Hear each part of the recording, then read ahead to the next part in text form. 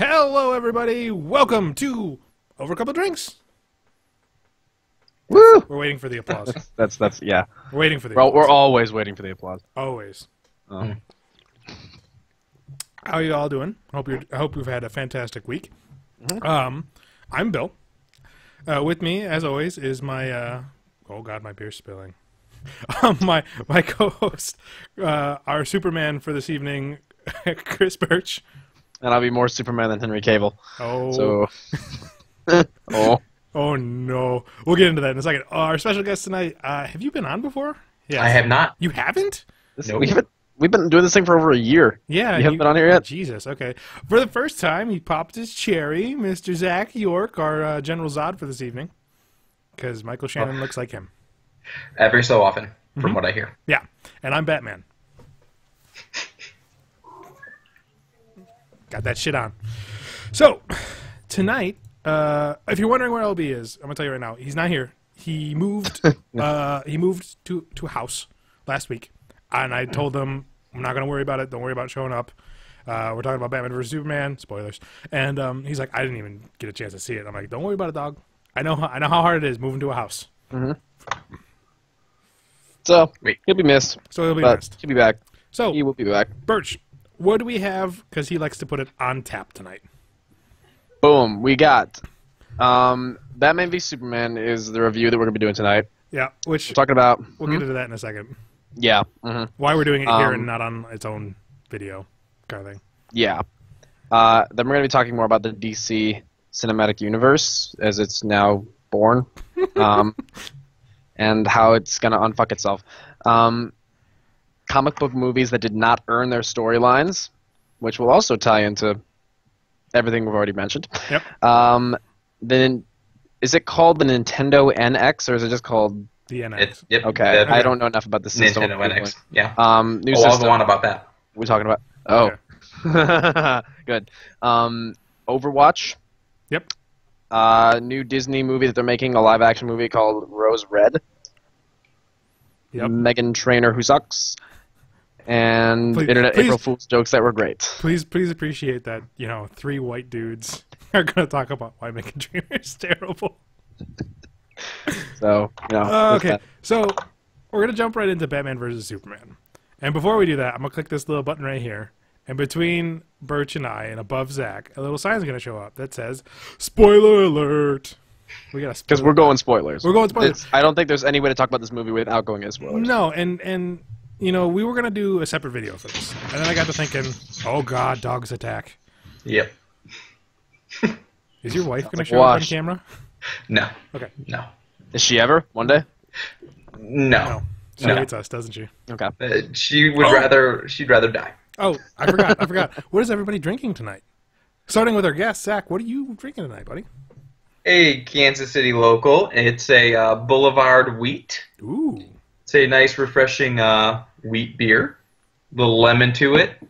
I primarily drink Kansas City craft beer now. That's good. You know who has a better craft beer? Who's My that? hometown.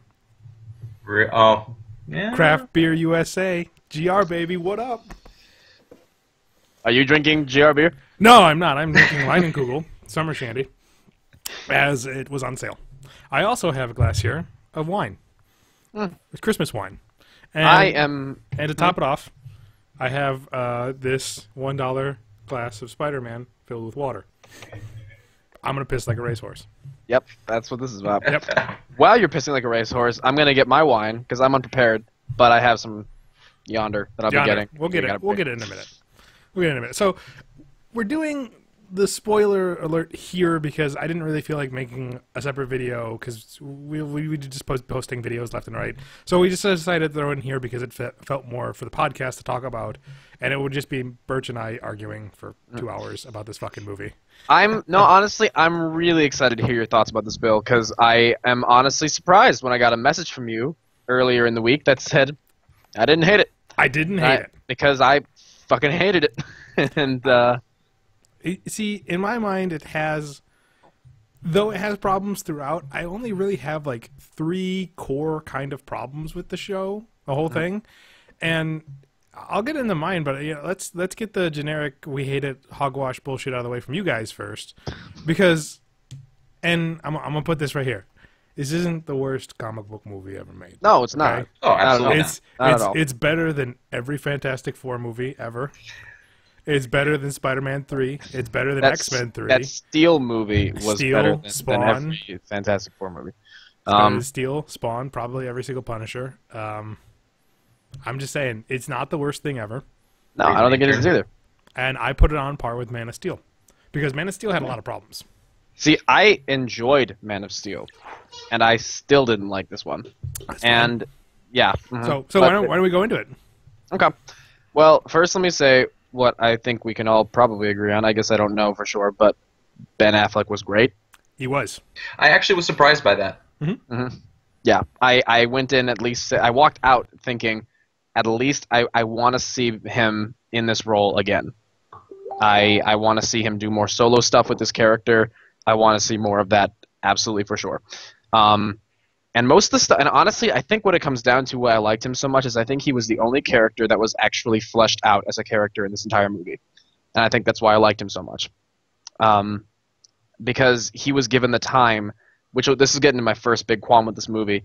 He was given the time to actually have an arc that I cared about. Yeah. I felt like with this movie they were trying to slice about 5 or 6 different movies into one big movie, and I thought the editing, whoever edited this movie should be dragged into the street and shot.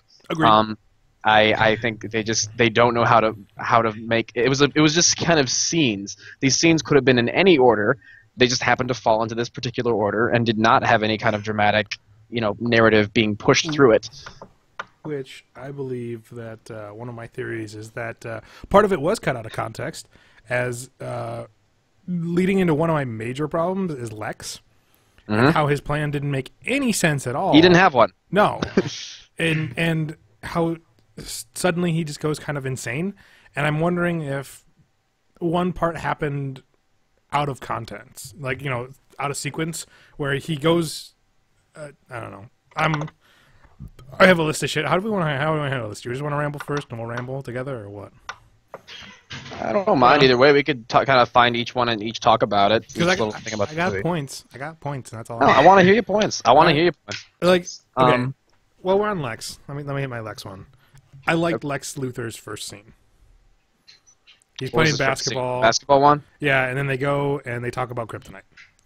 And I was okay with it. I'm like, okay, this is a nice take. This isn't what I saw in the trailers. This is kind of cool.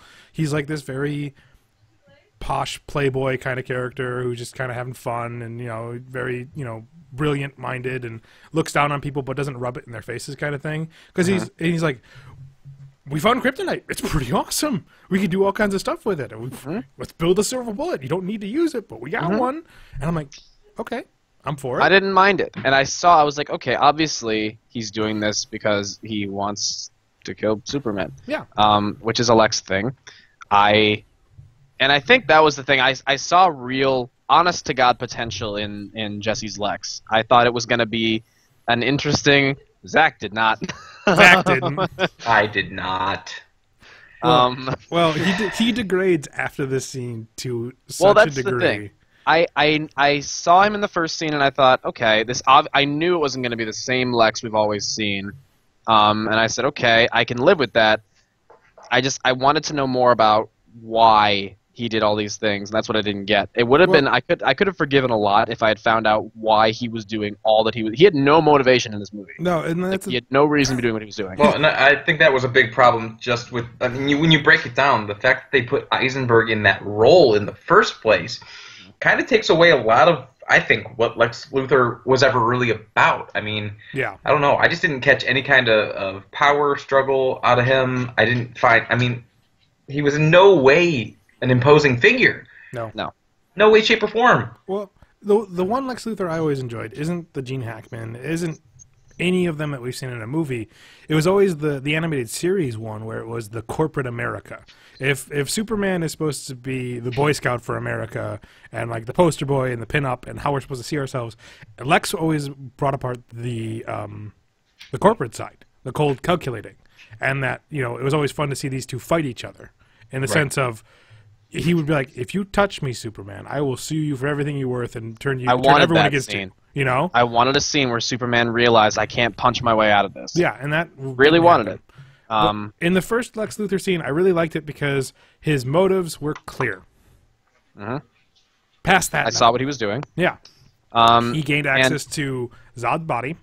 He gained access to the ship. That was enough motivation for me to set up the end game, where that he was little weird eventually shit he going. was doing with the Jolly Ranchers, I was like, okay, even this, a little eccentric, but I can buy it. Yeah, That did not. That was my biggest. He was honestly like my biggest qualm with the entire movie. with a lot of people. Well, Like, he's such a big yeah. he's such a big part of the movie. Like, Well, exactly. But I mean, I don't know. I think when they end up with him in that role, when they end up with this odd kind of Lex Luthor that they've never really seen before, they ended up having to make a lot of choices, like random choices, and say, "There he is. There That's he our is." version." And you say, I'm not going to buy that." No, and okay, so we're on Lex. Let's stick with Lex. Lex's plan, as we know, is as follows. He frames Superman and going into Africa and getting people shot, and therefore the U.S. government blames Superman for people getting shot with bullets. And then he wants to basically go through the law to make sure Superman is confined and controlled, as well as have the kryptonite to do whatever he wants with it. meanwhile, he has been sending shit to Bruce Wayne, who apparently he does know is Batman, for the past 2 years, saying things which didn't matter because he didn't see any of them until a minute before he went to fight Superman. But he sends shit like, "I'm your ghost, and I'm gonna haunt you forever, and your family's dead." Kind of jokery, which I think I could describe his entire performance as kind of jokery. Yeah. And his end game was to see these two fight, but even that wasn't quite enough for him No, because he also wanted a monster. because this is Right. where it doesn't make any sense, because Right. if his whole end game was for Batman to kill Superman or Superman to kill Batman Which wouldn't have done him any good if Superman for killed that. whatever reason, it didn't change the fact that once the kryptonite was stolen by Batman, which apparently he wanted to happen, he goes like he's all defeated to create Doomsday. The fuck? Yeah. The only reasonable explanation I have is that maybe he thought he could control Doomsday because of the scene where Doomsday comes out and he almost punches Lex to death. Yeah, and it looked like Superman he was about stops to. him. And I'm like, okay, but still, you have now a kryptonite monster. How is this better or worse than Superman? No pennies. No But pennies. see, that I think would have been effective if they would have somehow portrayed that he believed that. That he was like, "I'm going to do this because I believe that I am strong enough and that I am capable of creating and controlling something." But again, in no way, shape, or form imposing. Now, here's my theory. When he first enters the ship, well, this is like a third of the almost a third to the end, pretty much. But I think this happened sooner. He enters the ship, and like the ship's operating at like 37% capacity, so it's like a little drunk. Because let's face it, if you were operating at 37% capacity, you'd be drunk. And it's like, we can tell you everything about the universe. And he's like, tell me everything. And that should have probably happened at the very beginning, because then it kind of makes sense for him to start slowly degrading because his brain can't handle the information. See, but even then, it's like that's too much shit to me that is implied. Like it's No, I'm not. saying- I'm never. I'm yeah, saying that no, should, no, I I'm saying that should have happened that way. Yeah, absolutely. Because like when he's going nuts, I was like, why is he suddenly batshit crazy? Like he's in jail, just blubbering and ding, ding, ding, ding. The dark side's coming, and like and Spoilers. I'd say everyone fucking knows. But I, Do you remember back when the Avengers came out? who's this purple guy? Who's this purple guy? Now everyone's like, everyone knows what fucking Darkseid is. Get the I fuck saw outta that movie with you, and Vince Hanchen was there, and Yeah. Vince Hanchen about came in his seat. I'm pretty sure when he He did. saw it. here. I just went. And I said, "Who the fuck is that?" No. They're doing Thanos. And even that hasn't panned out yet. We're still waiting on a movie with him in it. Yeah. That's gonna be, like actually like him fighting them. But 2018, what up? What up? So Hope I So- make it. I didn't like. Yeah, right. We're not gonna make it. I didn't like that Lex was his if I could describe him in a word, he was weird. Lex was just weird. For no sense at all. Weird for no reason. That scene where he was like, this was uncomfortable for me. When he was like at the party, he's making that speech.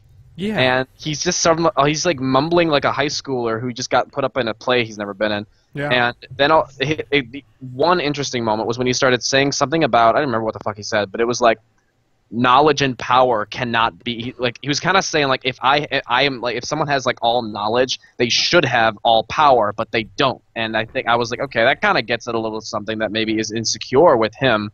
But again, that's still inferred and weird. And it's like, this movie did too, like, it like gave little like hints at things and then just said, figure it the fuck out yourself because we got other things to worry about. Yeah. Like, Batman would just all of a sudden, like, he's chasing the kryptonite and Superman stops him, and he didn't get it. Superman stopped him. A few scenes later, Batman has the kryptonite and is making weapons, and where in the fuck did he get the kryptonite? Well, they showed a break-in at LexCorp. Why didn't they show us that scene? I don't know. Just figure it the fuck out yourself. I don't even fucking care. Put it in the movie. Well, it's like, Lex had too many, like, every scene he was in, he had a different motivation.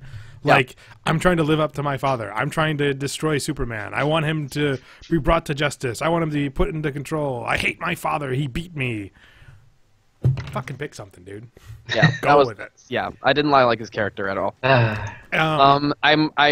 If we can move on to Superman. Here, this is really quick. Superman didn't have a goddamn thing to do in this movie. Superman, I really wish they would stop using Superman as a plot device instead of a character. Yeah. But see, that was one of the weirdest things for me, even from like the first couple previews. I remember watching like the first preview and going like, wait a minute, this is a Batman movie. That's what it felt like. Well, yeah, it's a Batman movie, and they're saying, hey, here's what Batman has to deal with right now. It's this other dude, Superman. But Superman's big enough. We want to bring in the Superman fans as well, so we're going to make it Batman versus Superman. Zack Snyder hates Superman. Does he really? He hates this character, and it is very clear that he hates this character. That's why he wanted to kill Superman. Sorry, we already have the spoiler up. Spoilers, it's already up, though. It's right there. So Batman can be the one who puts together the Justice League in this next movie. That's what he wants. Because he doesn't know how to sell Superman. He doesn't know how to sell a character that is the all-good, force of justice that Superman is. That's been the biggest complaint about Superman since forever. I mean, the guy has one weakness. It's why this movie was so depressing.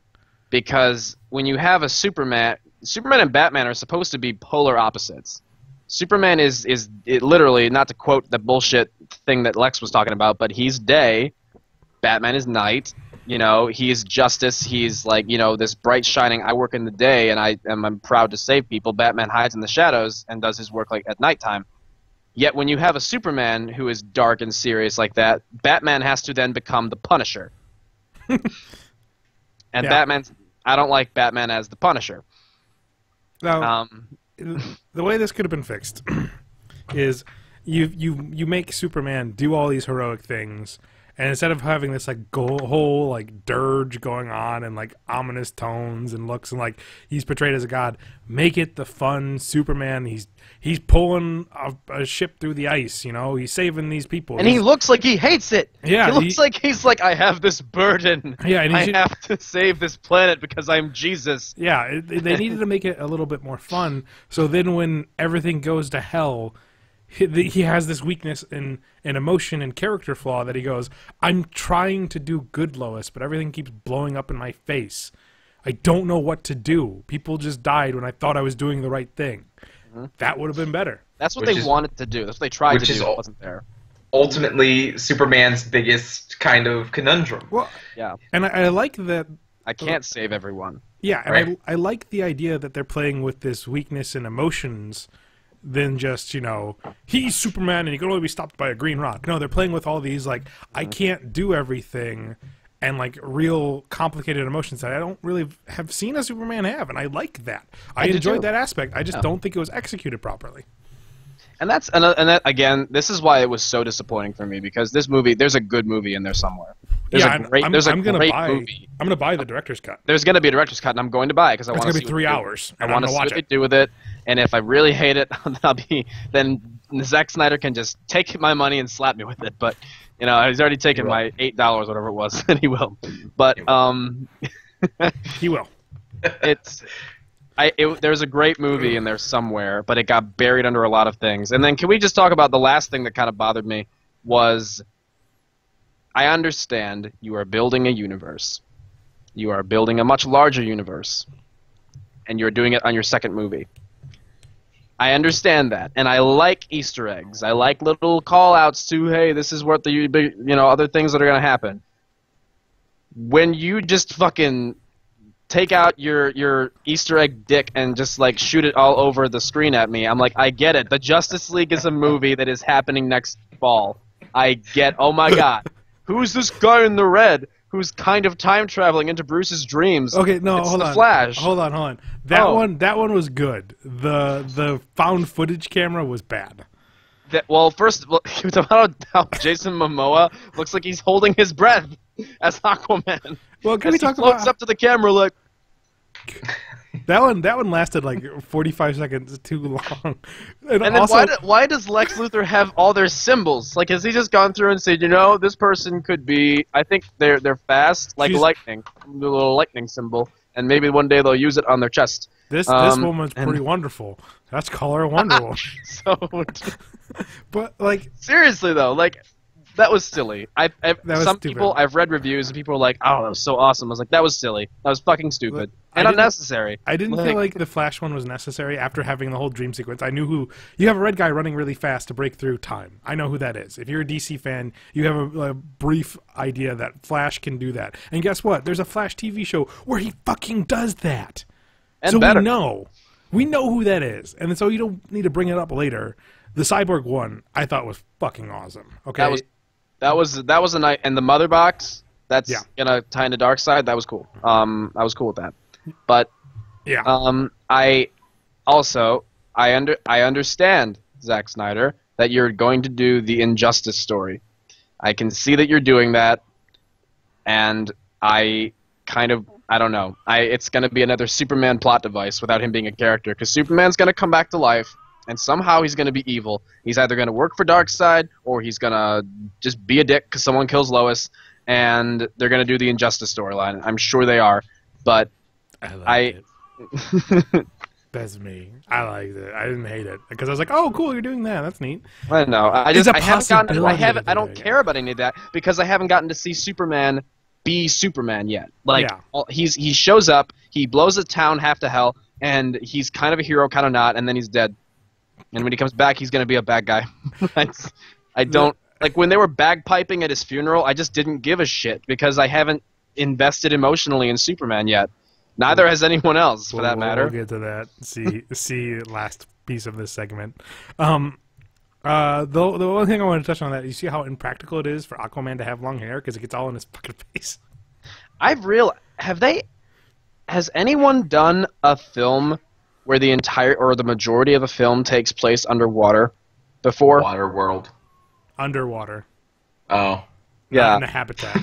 Because I'm realizing, how are they going to shoot those scenes with all those actors underwater in Aquaman without them all holding their breath? They'll all fucking CG it. I guess. I mean, I don't know. So Batman is the only one we haven't covered. And we liked him. That one was great. I thought he was really great. Well, again, ultimately, I thought it was a Batman movie. Yeah. And I think they showcased him, and I think that's why Ben Affleck came out looking like, the only badass in the entire film. Mm-hmm. Yeah. Well, and I was willing and able to forgive the whole Batman killing thing because I was willing to accept that he has become darker. Yeah. In 20 years of going through shit. I wish I would have seen why instead of, the opening segment being his parents dying fucking again. You know why they did that? You know why Zack Snyder just said why they did that? Because of Martha, because he wanted the Martha moment to happen. You can sum that up in like 20 seconds, like 5 seconds of you showing people hitting the ground and a young Bruce crying and someone yelling Martha. You can do that. We need to know why. What Batman are we dealing with? Clearly, this is the Dark Knight Returns, but you could have just mentioned it. Yeah, Could have just mentioned it in a quick conversation. if he's worried about 20 years past, He went to the gravesite. He saw that there were the names on the tombstones, for Christ's Yeah. sake. Like, you just could have zoomed in on those. he went 20 years past. They didn't do a scene of, like, I don't know, say Jason Todd blowing up, because clearly that has something to do with it. Yeah. And there's a fucking statue of Robin's costume, spray painted "The Joke's on You." That should be a huge thing of why he has nightmares. I liked that he had nightmares, but I didn't know what this Batman we were dealing with. Because we didn't have a fucking Batman movie. Yeah.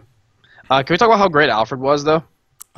When people tell me that Wonder Woman was grossly underused in this film, I slap them in the face and say Jeremy Irons. Jeremy Irons was greatly underused in this film. He was amazing. I especially loved how every other scene he was in, he would just mumble under his breath, like, fuck you, Bruce, basically. Like, Yeah, not yeah. that there's going to be another generation of Waynes. Keep dreaming, Alfred. Like, this man is just, he's been through a long time. He's seen some shit. Now he's like a glorified mechanic. What'd you guys think of Wonder Woman? She was all right. I haven't seen enough of her to like her. I'll Yeah, be I right was saying, back. there wasn't enough there to really. Just don't talk put about. Doomsday without me, okay? Oh yeah, that's next, I'm sure. Wonder Woman, I didn't hate her. I just I don't think I've seen enough of her yet to really make a call on her character. Right. I mean, I think will do a fantastic job when they get to making a movie about her, which why they've said that they are like, oh, we're just not sure how that movie would work. Like, we just don't think that we can make a movie. I'm like, come on. Like, she's actually one of the more interesting characters in that universe. Yeah, she's been alive for centuries. Absolutely. Well, and Marvel even made her more interesting in the random comic book where they did a kind of crossover with Marvel and DC. Mm-hmm. She's one of the only other people in the world who's able to pick up Thor's damn hammer. Yeah. I mean, Understandably. Superman does it, but he has to like take a whole bunch of crap with him. Mm-hmm. Wonder Woman does it. Wonder Woman just walks over there and picks up the damn hammer. So she's worthy. right? Thor's hammer? Yeah, Wonder Woman can pick up his hammer. Probably. Well, she can. Crossover. According to the crossover comics, she can. Okay. Yeah. So, Doomsday? Doomsday. I predicted when that trailer dropped and Doomsday was in it, I said I know how this movie ends. Turns out I was right. I didn't hate it. I did. Doomsday in action, I didn't hate. I thought, I was okay, bored to tears by the whole fight. you're bored to tears. I was bored to tears by the whole fight. But no, tell me why you liked it, please. No, I mean, it was Doomsday. I liked the creation over what it was in the comics. In the comics, it was really fucking dumb. And looking back, the whole Death of Superman comic is really fucking dumb. Yeah. It is. Just punched to death in a contest of punching. And punching, and that's about it. Like, this has, like, a certain weight to it, and, like, the creation of it being from General Zod, and the fact that there's these protocol to make abominations is kind of cool, instead of just, oh, by the way, before Krypton blew up, remember when 4 fucking other Kryptonians got out? And he kept killing a baby until it turned into Doomsday. until it into Doomsday, and he escaped the planet too, because fuck you, that's why, because we retconned everything. I also, why was Lex Luthor crying when he put Zod's body in the thing? I don't know. Random choices that they decided they had to make because the character was dumb. I was really because it was confused. all cut out for the runtime of 2.5 hours instead of 3 hours. Did you see they released a deleted scene already? Yeah, that doesn't make any It sense. Because doesn't we still make any don't have sense. content.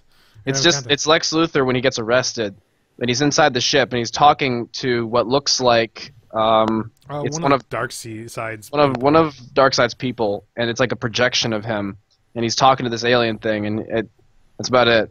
Doesn't explain anything. It just kind of creates more questions.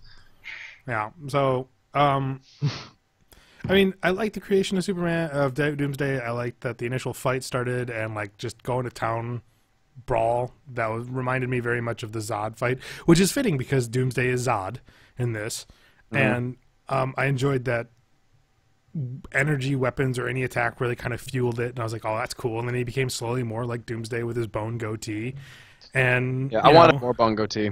we needed that. We needed that. Yeah, I was really hoping when I saw he was changing forms. I'm like, come on, give it to me. Give it to me, please. And again, in motion, he looked better because when he started off, he looked like an Uruk-hai meets the cave troll meets Abomination meets the lizard. I still wish they hadn't shown it to us in the trailer. Oh no, and that would have been better. If I had been surprised, like, whoa, Doomsday's in this movie, I probably would have liked it a lot better. Yeah. But and they then blew with everything else, they blew the load too early. So yeah, and then seeing Wonder Woman basically being able to take out Doomsday, I was like, this is kind of cool. yeah. And Batman's just sitting over there doing nothing because Batman can't do shit. I was like watching that, and I was like, has Batman done anything in this fight? He had not. And then he did one thing. All of a sudden, he's like grappling around, like, oh, can't get me on Batman. And he still did not do anything. He was just running away from it. No, I just love the fact that like I was like, does Batman do anything right now? And all of a sudden, grenade thump.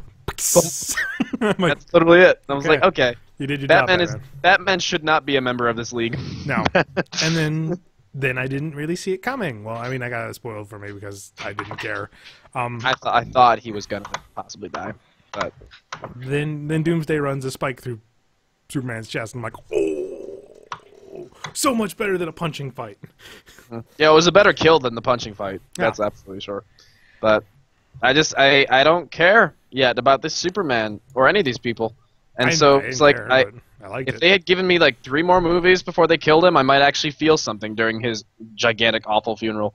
But Now, and I also liked the speech from Ben Affleck because again, we can all agree Ben Affleck did good about how he was like, we're gonna make this team, and we're gonna make sure none of this shit ever happens again. And Wonder Woman's like, the fuck, why? And he's like, cause I failed him in life. I'm not gonna fail him in death, bitch. Smack, whipped his dick out, jerked off on the coffin. he did that. And Yeah, I don't remember that part. it was the end credits. That's gonna be Okay. the director's cut. After credit scene. So I liked the idea of why they're building it instead of because again the Superman would never have been like, hey, we're making a Justice League over here. Over him. I hope that Batman does not kill in Justice League. I hope he actually has learned something and has decided humanity's worth something. Because if he goes back to just killing people again, I will decide that Zack Snyder has no idea why anything is good. Yeah. He has no idea what makes characters good. He has no idea what an arc is. He just kind of puts things together. So. Yeah. Question. Yeah. When was Metropolis and Gotham just like a river apart from each other? Oh, apparently they're New York and Jersey. Like. Is that what they came up with? They said that in the movie that they just across the harbor, and I'm like, I also love how before every big fight they'd be like, luckily they're doing this in a place that's unpopulated. All the people are home for work now, so there won't be any casualties that people can bitch about for the next few months. Like, Right. right. Saves on CGI and extras. Yeah. so when the buildings collapse, people can't complain about us killing too many people. What about the main event? Batman versus Superman. It's all right. I was okay with the fight. I did not like the reason behind it. I wanted to see a fight between these two that came down to their opposing ideologies. Instead, I saw Lex tricked you guys, haha, and I need Batman's help, but Batman's a dick. Yeah. Zach, what do you think? I wasn't a fan of it just because again, and it comes down to me again. Yeah, I think it's about Lex. I didn't want him involved in it, really. I mean, I wanted him to be eager for it, but I didn't want it to. He seemed more like a Loki-esque character. He was trying to manipulate everything, which I guess could be Lex Luthor-esque, but yeah, I agree with you, Birch. I think it would have been better if it was like, you feel this way and I feel this way, get out of my way or I will hurt you. And I don't know. The initial fight start was a little lame because I would have liked it literally to be Batman turning on the bat signal and Clark looking over going, God damn it, I told you to fucking stop. That's what I thought was going to happen. And go over there. And then I liked then the fight because it was cool and it was the fight itself was alright, but like I liked like, you know, he tricked Superman by him being overzealous and thinking he was impervious, and he gets hit by, you know, kryptonite gas. He's like, oh, and he's like, bitch, you ain't brave. And then just goes to town on him, and it has that really cool shot that we like. That was a good speech about men are brave. You know, yeah, that was good. But and then like I loved the scene where he tries to punch him, and Batman blocks it, and you know Superman has that face of oh shit. But then the callback, which is like a few minutes later when the kryptonite starts wearing off, and you just see Batman trying to wail on him, and ting, and Superman just kind of goes, And Batman goes, "Oh shit." Oh, he just like backing up, like, "Oh, come on, man. It's all right, bro. We're cool. We're cool." But you know, I've the internet grabbed a hold of this, and I meant to make a topic about it, but I left it out, so it doesn't matter. About how the internet gets really cancerous on some things, and they just, you know, they don't know when to quit when it's really not that bad. Like the whole Kylo Ren thing and all that shit. And You talk about the Martha moment. the Martha moment, because this Martha moment was actually really well done in my mind. It's not the fact that, oh, her name's Martha, the same as your mom. It was more of the whole speech he was giving was, "You're not a man, you're a thing." The whole movie, Bruce calls Clark it, or the alien. He never calls him a man, ever. Because he doesn't think he is one. No, until the moment where he goes, "Save Martha," and she's like, "It's his mother," and he's like, "Oh shit, he has a mom." Yeah, Was I wrong? and he realizes I was wrong.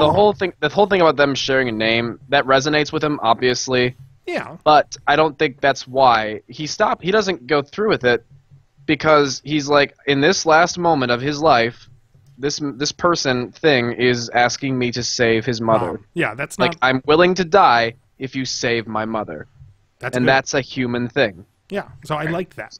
I like that a lot. I enjoy it, but my thing was, I felt this a couple times. I felt like they were trying way too hard to make that point. I mean, I think that resonates enough by itself when he says, like, "Please do this for me." I don't think you need all this extra back stuff to say, like, "Oh, there's a connection there. That's what." No, just Oh, like then they flashed back to the shot of his parents dying again. And I was like, Right. okay, Zach, Oh, we get it. Again, It who does would've- not know that part of Batman's story? Well, Like- What would have been better would have been like, "Can you save my mom?" You know, "Save my mom," and he's like, "What?" Because then we Oh, we and I wish remove Lois Lane just wasn't there Yeah, at all. I remove wish Lois Lois Lane from the Lane whole wasn't thing. in this movie. I really wish Lois Lane wasn't in this movie. Like, She had nothing nothing to she do. did. Nothing She had she less did. to do than Superman, and that was nothing. No, if he would have said, "Save my mom," and he's like, "Okay, yeah, I'll go save your mom. What's her name? Martha." And he goes, "The fuck you say? All right, let's do it." And the saving scene was pretty cool. Yeah, it was totally Arkham. It was just kind of, it was just odd when he saves her and he's like, "I know your son." And she's like, "Oh, the cape, right?" And I'm like, "Bitch, she just he's slaughtered like 20 people in front of you. You're not like shaking up. You're just making jokes. All right." just making jokes, cracking wise. Oh, can we talk about how this quick moment, I forgot about this one. I want to talk about it. In the trailer first trailer we ever got for this movie back in like July. We see Superman walk into Congress at this trial like he's going to defend himself. And I was really looking forward to that scene. So we finally get there. He's walking into Congress. I think he's going to finally stand up for why he does what he does. And then it blows up Can someone before he explain gets to a me- chance to say anything. Can someone explain to me what the fuck the point of the jar of piss was? I don't know. Anybody? I don't know. And I don't know why Holly Hunter was so taken aback by it. Like, Why? That wasn't led up to anything. Now, the only other character who was well developed was the guy in the wheelchair. yes. He and was again, fully I developed. wanted that to go. I wanted to see those two clash in a Yeah. courtroom. And then it blew up because you need and then that didn't even matter because it was like Superman did this. Oh my god. And then like the next scene on the TV they're like, actually it was this guy in the wheelchair, he hit a bomb in his chair, so Superman had nothing to do with it. All right, moving on to the next plot point. Yeah, so So, I didn't hate it.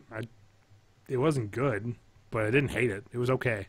it had enough good things that I don't know. I just don't have a desire to watch it again. I'll watch the 3-hour cut, but like to me, it was as good as Man of Steel because I was too busy going, "Why are there Avatar birds in Man of Steel? And what the fuck is with this Codex skull thing that is now in Clark Kent's body? And why is there a scout ship in the middle of the Canadian Arctic?" But Michael Shannon was in it, so I didn't care about any of that. Why in this scout ship is Russell Crowe? And more importantly, why is there a suit form fitted just for him with a big S on it? Why is this happening? Oh, hey, when Kevin Costner showed up in this movie, And I was praying that we were going to get a cameo from Russell Crowe. nah, dog, we had a sad horse story instead. That was so stupid. It was I liked seeing Kevin Costner, but I was like, I don't care about this horse. I get what you're going for, but I don't fucking care. Yep. Okay, Really So that's quickly, really... yeah, what's up? I want you guys to know, like, some of the stuff that I pulled up to kind of talk about this. One of the things was a 9 biggest what the fuck moments from Batman versus Superman. We hit almost all of them. What ones did we miss? Batman's CrossFit workout. Oh, dude, no, that was dope. Oh, I like that. That was cool with it. He used the sledgehammer. That's dope. He was dragging a tire. Superman being fooled by a smoke bomb. Oh, during the fight? Oh, I Superman didn't think he just was like- fooled. He was just more like, you fucking kidding me? The World Engine just lying around in the ocean. Well, I was confused about that because I thought it got pulled into the Phantom Zone. Yeah, I thought so too. I guess it fell apart. Maybe this was one in India. No one cleans that shit up there. Okay. We talked about Luthor's plan, Batman's nightmare, Lois Lane. Just Lois Lane. This Lois Lane almost drowns for no reason is the one they put in here, but internal Justice League teasers we talked about. The whole scene revolves around Lex Luthor's pee. Why?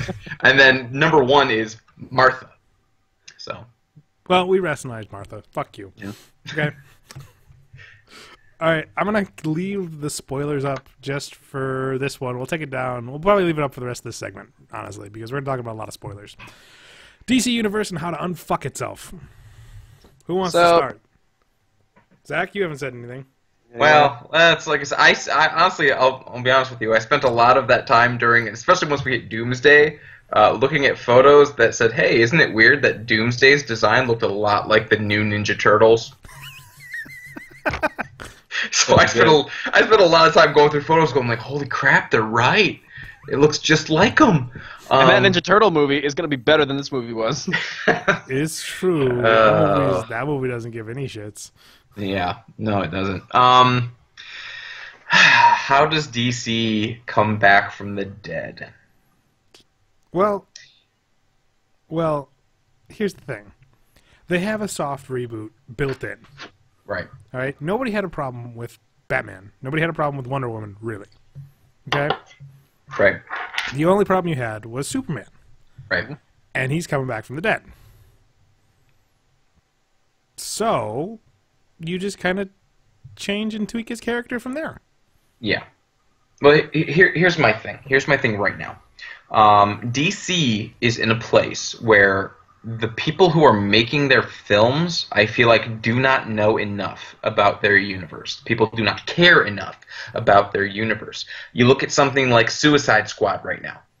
You know what they're doing with Suicide Squad? They're spending like a couple $1 million to rewrite it or reshoot it Because they want to put lighthearted. into it. They're reshooting scenes because it wasn't lighthearted enough. It wasn't funny enough. Which, if you just watch that last trailer with Bohemian Rhapsody in it, that feels like a lighthearted romp. Now you're telling me it's not? So you're selling me a bill of goods that isn't that? Well, fuck But again, you. that tells me that somebody in marketing was told, hey, this movie's going to be, this is what Suicide Squad is. And they're like, oh, that's hilarious. This is going to be great. Let me make a great trailer for you. And they said, oh, that's what we need to, give me 1 quick minute. Let me just reshoot a couple things. Yeah. Well, and then they heard all this feedback from Batman v Superman, where a lot of people are saying it's so too dark. serious, It's too way serious. too dark, and there's no when did it stop being fun to be a superhero? Right, And- but you see, I don't know, like, and I felt like they tried. I feel like they tried to throw in, like, you know, the whole, like, I thought it was you. I'm like, don't make that joke right now. Perry White had the best joke in the movie when he said that thing about like Gotham has a crime wave. In other news, water is wet. I laughed really hard at that.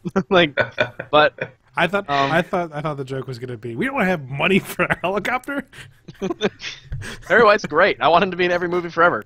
But yeah, I feel like at this point, which sucks. This honestly, I feel bad for DC because at this point they're damned if they do and damned if they don't. Like if they stick to their guns and just release Suicide Squad as it has been filmed, then maybe it won't be what the public wants. But if they go back in and reshoot it to change it, then it looks like, oh, well, then We don't know what we want. we don't know what we want anymore. Like, Right.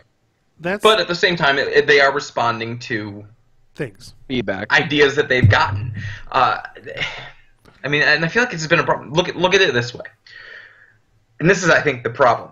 When you go into the Hollywood scene and you say, we want to make Batman versus Superman, who wants to get on board with this? They don't say, hey, who wants to get on board? They say, hey, you know who would be great? Zack Snyder. Like, how much do you think we could pay him to do this movie? You don't know if Zack Snyder cares at all about this film, but you do something like the Flash TV show. You do something like any of the TV shows. You're not going to go out there looking for the biggest and the baddest director in town. You're going to shop around. You're going to find somebody who actually cares, thus giving you really solid entertainment. Mm-hmm. I mean, look at Daredevil. I mean, that show is phenomenal, but you know that it's somebody who gives a shit about Daredevil. Well, that's the thing here too. The difference between it is, remember when Marvel started, with Iron Man. It was like everyone was like, "Oh shit, are we building the Avengers? This is insane!" And everyone was like, "They're insane," because when Iron Man came out, The Dark Knight came out, and everyone was like, "Oh my god, The Dark Knight is so much better than Iron Man." And Marvel was like, "We're playing the long game. We're playing the long game," and it showed, because then when I think around the time like Iron Man came out, Iron Man 2 came out, then we got Thor and Captain America, and then I think The Dark Knight Rises was around the time of the Avengers. And the Avengers came out and blew everyone away, and they're like, holy shit, they did it. And they're sitting around, WB sitting around with, going, well, we got The Dark Knight Rises, it's going to be okay. Well, we have to make Man of Steel. Okay. And then they were playing catch-up. They've been playing catch-up ever since. They took... We said this before. Man of Steel was an okay Superman movie that could not build a world off of itself. And this told a lot of people they don't know what they're doing because they didn't take the time or effort to set everything up. Marvel played like 2 years of setting up phase 1 going, we're going to do it. We're going to do it. And you're like... That is the big difference. Iron Man 2 was okay. I liked Thor, but some people didn't like Thor. Captain America was all right. In fact, it took them 4 years. From Iron Man to Avengers was 2008 to 2012. Was it really? Yeah, it was 4 years. Yeah. Shit. Okay, so they took 4 years to set it up. But that's again, they're playing that super long game, but they had to. Yeah. I mean, DC had been making. I mean, somebody had been making Batman movies for decades. Yeah. They've been doing it. Marvel tried that kind of stuff. They just, they didn't start really getting into their own wheelhouse until they said, you know what, we have to take a shot and do this ourselves. Yeah, because Marvel Studios. Because that was the thing. Like, one thing I always knew about Marvel was Marvel loved to overlap their characters and stories that flowed together in one giant universe. And DC always was like, we have multiple comics for that shit. Just fucking go put it in this one. They never really focused on this happens in one comic, this happens in all comics. Right. And, you're right. Marvel tried it for a while. They had the X-Men, they had Spider-Man, they had the Punisher films, the Daredevil film, the Hulk film, like all these films that were like standalones trying to do what WB was doing with Batman, and it wasn't working. And I remember reading the articles about WB going, oh, we're not worried about Iron Man. We have The Dark Knight. It's the biggest movie ever. Everyone says it's the greatest ever. No, dog. Marvel had you beat from opening scene of Iron Man to the ending shot. You just didn't know it yet. You didn't know it yet. And now Marvel has the right to print its money because they have movies lined up for the next 5 years. And everyone's excited for it. DC does too, but no one has hope in it. It's not like... But they're a little late to the game. It was like, when Marvel announced Black Panther, I'm like, okay, fuck yeah, let's do it. Captain Marvel. Captain Marvel. Do it. Shit, yes, Doctor Strange. Let's do it. These characters I never expected to see on screen, but now I have complete faith in after Guardians of the Galaxy. Because you can go back and find the articles of people saying Guardians of the Galaxy might be Marvel's biggest risk yet. And I'm like, dude, you put James Gunn in charge, the guy who did Slither and Super, you gave him like $500 million and said, make a movie about a raccoon and a talking tree, and is the biggest opening. Having space adventures together. Sign me up. Did. And now he's making a sequel. Making a sequel. That's the absurdity of it all. The whole Marvel and DC universe is like, now DC is like, we don't need to do it. And now they're playing catch up, and that's what they're doing. They're playing catch up. They are. They're trying. Directors. They need mustard. Speaking of directors, I'm interested to see a movie in the DC universe that is not directed by Zack Snyder, because both of them now have been. Man of Steel and Batman v Superman were both Zack Snyder. Zack Snyder really Suicide wants to make a Squad Batman movie. is the first movie. I think it's David Ayer who is doing Suicide Squad. I still have no hope in the Suicide Squad. I really don't. I have no hope in the Joker because they're shoving it out. Every time I read an article about Jared Leto's Joker, they're saying things like whenever he walked on set, the whole place just shut down Every time he came on set, people were just scared to death of him. He sent us weird shit as gift. He sent him someone like a dead pig as a gift. Jared Leto. He's just gonna be. I'm Jared like, Leto said he was redefining the Joker, so he Yeah. was the Joker. I'm like, you guys, just let him do No. the role. And because at this point, I'm thinking you're setting me up at this point for disappointment. You're setting me up that this is gonna be the best Joker ever, and it's gonna disappoint me. remember here that I'm in an Tom- abusive relationship with you, DC. Tom Hardy walked away from the Suicide Squad because they rewrote so much of it for the Joker. Remember that shit. The Right. guy who was in an action movie this year that is last year acclaimed as the best action movie ever about cars and shit, where he says like maybe 5 lines, walked away from this because he was like, they're fucking it up. And he didn't say that. He said it was because he had too many. I think it was Mad Max. He said it was too many things that were conflicting. But then he But said, he's not. But he's lying. yeah, He's- he said something about like they rewrote it for the Joker too much. Yeah, like in some interview, he finally dropped it and was like, "This is why I actually left. Like I chose to leave." So, I have no hope for this movie, and I said it before, I think on 2 podcasts ago. If it's good, I'll gladly eat crow. But no. Yeah, don't get me wrong. If he can pull it off, if they can pull it off, I think it's a really great cast around him. But that's what worries me about the fact that I've heard they've really made it super Joker heavy. Especially when you have the lonely lines from Will Smith totally sound like he's phoning it in. Will Smith hasn't given a shit about his films in the past like 5 years. Since Wild Wild West. Hey, After Wow. Earth Wiki Wiki Wow. exists. Wild Wild After West. Earth is a Jim movie. West. That was made by Desperado. people. Giant spiders. I'm still waiting for the Suicide Squad song that Will Smith wrote and sang. What happened to that Will Smith, all right? What happened to that? Do you remember the Men in Black song? Here Yeah. comes Men in... That shit was great. Here comes Deadshot. Woo! He gonna shoot you in the face. Like, Where's and I that think song? he excels when he gets to do things that are kind of goofy, and I'm not seeing any of that in this movie. No, Oh. I don't. And not to mention they're taking one of my favorite Batman villains and they're throwing him into this for no reason, and it looks like they kill him off too. I'm not talking about the Joker. Fuck you. I'm talking about Killer Croc. One of your favorite Batman villains is Killer Croc. Hell yeah, he's a crocodile. Yeah, I love- I'm all about Clayface Dude, myself. my favorite Batman villains are as followed, no particular way: Killer Croc, Clayface, Mr. Freeze. I was gonna say, Mr. Freeze better be in there somewhere. I honestly, Mr. Freeze is probably number 1. Um, Clayface was cool because it was voiced by Ron Perlman. What up? Random fact: Yep.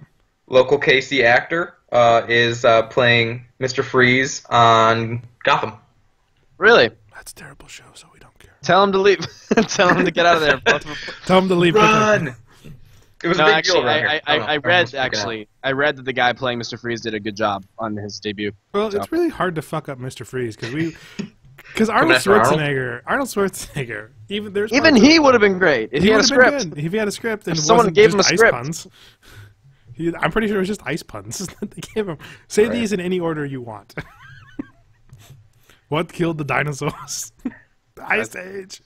Just say these whenever the fuck you feel like it, man. Now, there is hope of, I think the Flash director, I don't remember who it said. They said, what are you doing to make your movie different? And he says, we're having fun. yes. So, there's hope. And they also said that the Justice League movie will be much lighter than Batman v Superman because they said, well, the Flash is in it. The Flash is funny. Yeah. Right. I still want to see me a Cyborg movie because that was some creepy Frankenstein shit going on in that little Easter egg, and I loved it. Yeah, great. I'm excited to look where that goes. Okay, we good? I think we're good. All right. Yeah. Last segment before this for this part is comic book movies that didn't earn their storylines, and we're going to discuss it. I'm sorry for the comic book heavy side, but this is what happens a week after Batman vs Superman comes out. Everyone talks comic books, Yep. and we're comic book nerds. So, Well, I guess we could go with the obvious first one that we've been talking about, Death of Superman. Death of Superman and Dark Knight Rises. Returns. Returns? Yeah. Yeah. I don't feel like they earned it. I didn't feel like they earned either No. of them. I mean, the Death of Superman should have been his own film. It should have led up, and the Justice League should have shown up and got their asses kicked. All of them. By Doomsday. You could have made Lex take the body, make Doomsday, but it should have been the overarching plot of it all. Yes.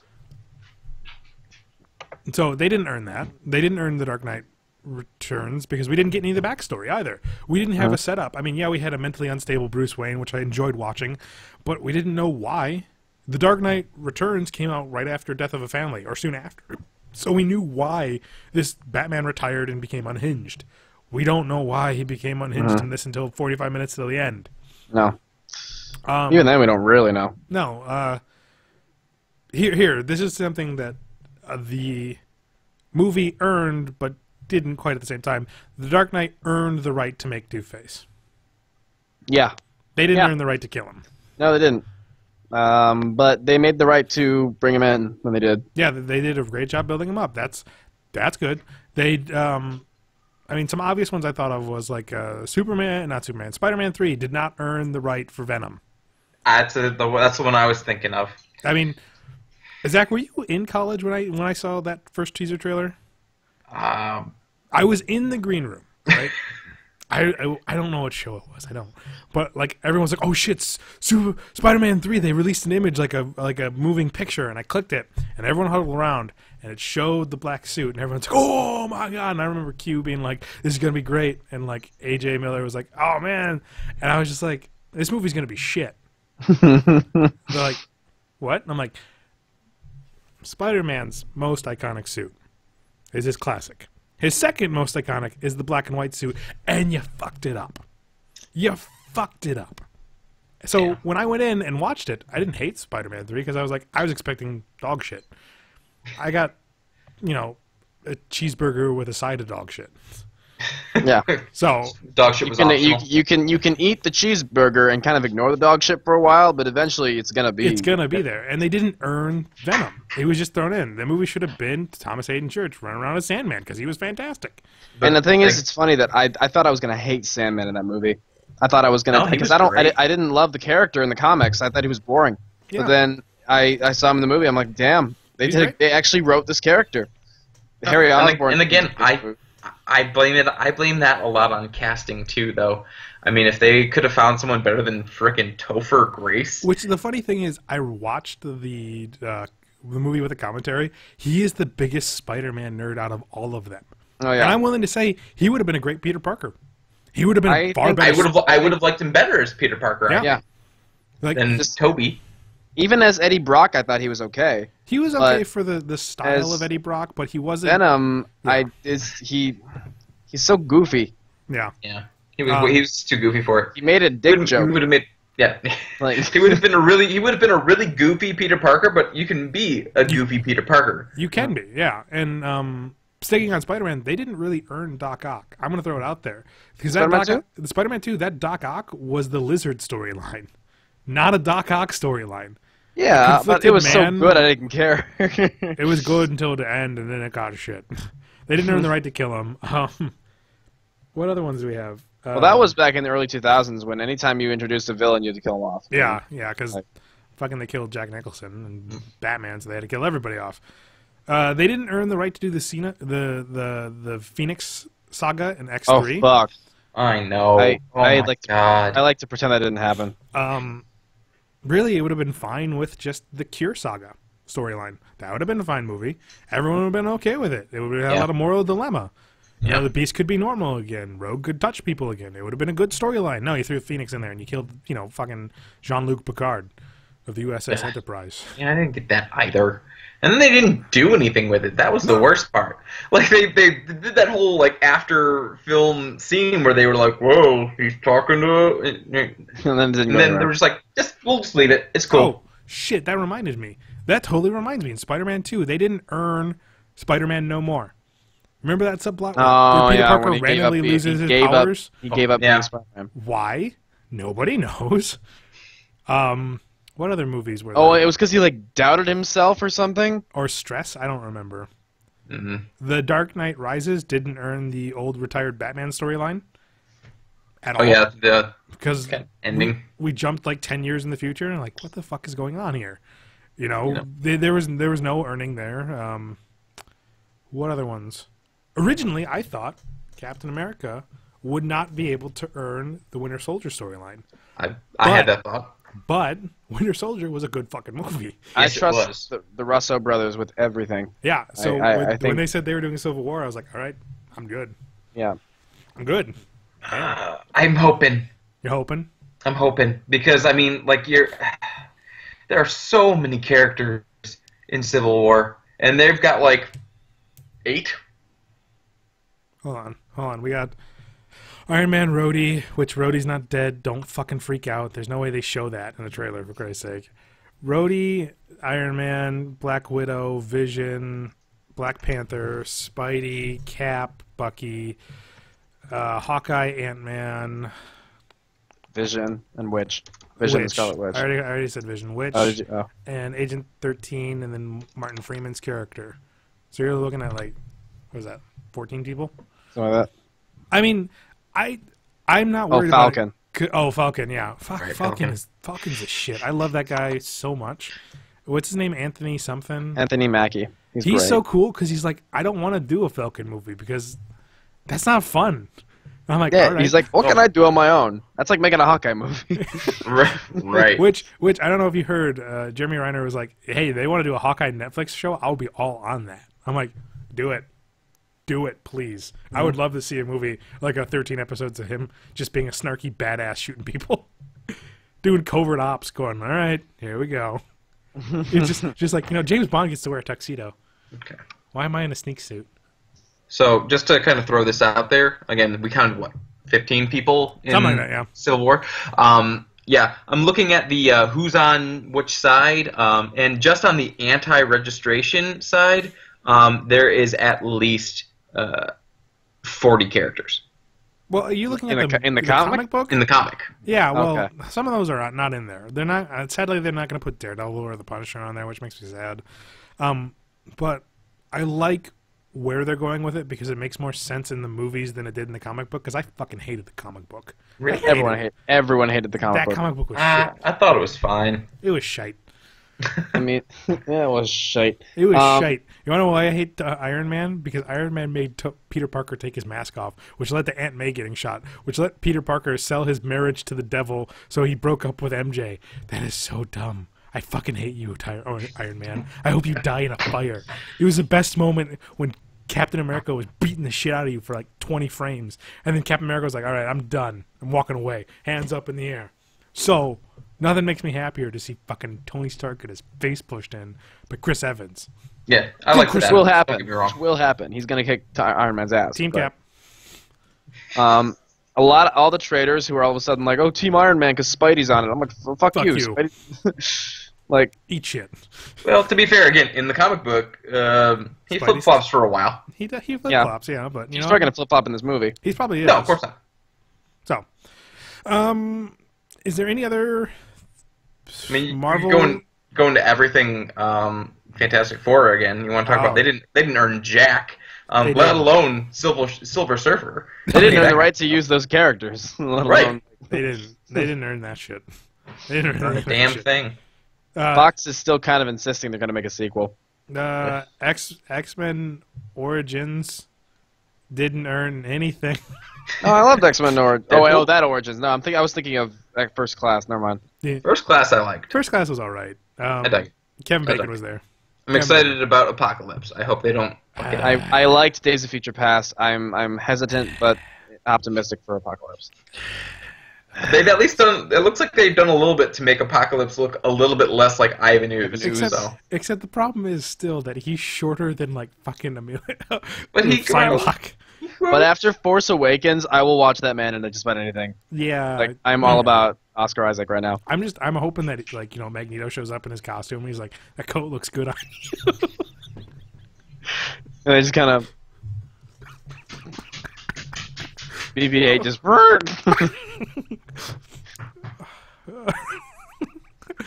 Oh god, that's not funny. Gotta- It's kind of funny. I don't know what else. Who else didn't earn shit? You know who did earn everything? Deadpool. Deadpool earned Deadpool everything. earned everything. I Look at didn't this. see it. Look at this right here. I You didn't see it? No. Look at right here. Oh my I- god, that's so good, Chris Birch. Chris Bird. Really? Deadpool is fucking fantastic. I've seen it. I've seen it twice. Is legitimately one of the best movies I've seen. I in a will while. check that out then. I Absolutely. think it's still playing. I think I'm gonna. But again, yes. again, that comes from a place where somebody, Ryan Reynolds, gave a whole lot of shits about Deadpool. Yeah, that. Well, I heard he carries the movie on his back. Well, he has to. He has to, and like the movie is made out of pure love of the character, and it works. And that's the thing, that works. It works really, really well, and it's really, really good. I mean, so I didn't really like. Okay, I'm gonna spoil something for you because spoilers still up. But like, my favorite joke in the whole movie is there's this little on-running joke about the main character, Deadpool, and the main villain. His name is Ajax, but he finds out his real name is Francis. So he keeps calling him Francis to rub it into his face. And at the very end of the big climax fight, he like looks down and goes, "What's my name?" And all of the big jokes kind of like, yeah, they were all right. I just laughed it off. I laughed so hard at this when he goes, "What's my name?" And Deadpool just looks up and goes, "Oh, I'm going to fucking spell it out for you." And then he spells it out in Dead Bodies. It's brilliant. Francis. Brilliant. He spells out Francis in Dead Bodies. Really fucking brilliant. It's really great. That movie is... He has a fourth wall break inside of a fourth wall break, and he acknowledges it. He has to do the math to figure out how many walls he just broke. It's like 32 walls. It's like, yeah. Like, that movie is made out of pure love, and it shows. It shows so good. And That's Deadpool, that means, and the thing is, it doesn't really shy away from it being connected to X-Men Origins. It kind of dabbles with it here and there. And they don't directly reference it, but it's kind of there. And it's great. A movie was made really well. That movie earned everything, including fucking 5 more sequels. Yup. So we good? Good. All right, Good. we're going to take the spoilers down. We're going to take a quick break, and we'll be right back.